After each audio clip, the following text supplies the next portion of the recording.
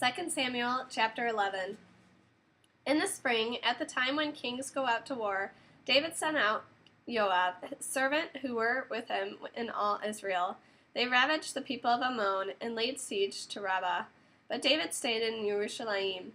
Once after his afternoon nap, David got up from his bed and went strolling on the roof of the king's palace. From the roof he saw a woman bathing, who was very beautiful.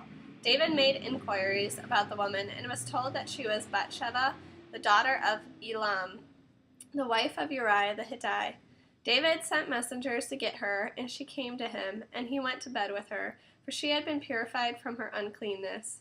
Then she returned to her house. The woman conceived, and she sent a message to David, "I am pregnant." David sent this order to Joab, "Send me Uriah the Hittite." Joab sent Uriah to David. When Uriah had come to him, David asked him how Joab was doing, how the people were feeling, and how the war was going. Then David said to Uriah, "Go down to your house and wash your feet."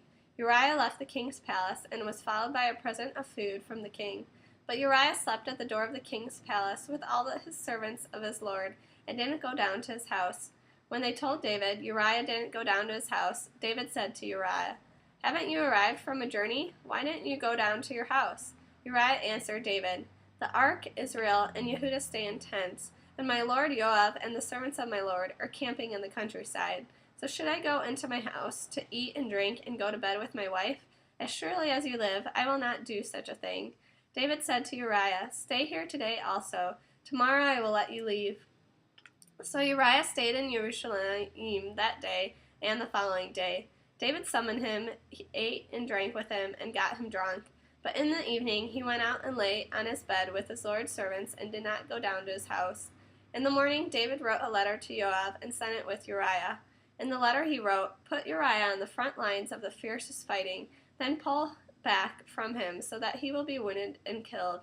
So while Joab had the city under siege, he assigned Uriah to the place where he knew the toughest defenders were. The men of the city went out and fought Joab.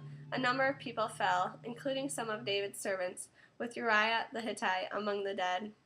Joab sent a message to David, reporting all the news concerning the war, and he instructed the messenger, "When you have finished telling the king all the news about the war, he may become angry and ask you, 'Why did you get so close to the city to fight? Didn't you know that they would shoot from the wall? Didn't you think about the person who struck Abimelech, the son of Yerubeshet, that a woman threw an upper millstone down on him from the wall so that he died at Tebetz? Why did you go so near the wall?' If he says this, tell him, 'Your servant Uriah is dead also.'" So the messenger left, and on arrival he told David all that Joab had said to him to say. The messenger said to David, "The men were overpowering us and came out after us into the countryside, but we chased them back all the way to the entrance of the city gate. The archers shot at your servants from the hill. Some of the king's servants are dead. Also your servant Uriah the Hittite is dead." David said to the messenger, "Tell Joab, don't let this matter get you down. The sword devours in one way or another. Intensify your battle against the city and overthrow it, and encourage him." When the wife of Uriah heard that Uriah, her husband, was dead, she mourned her husband. When the mourning was over, David sent and took her home to his palace, and she became his wife and bore him a son. But Adonai saw what David had done as evil.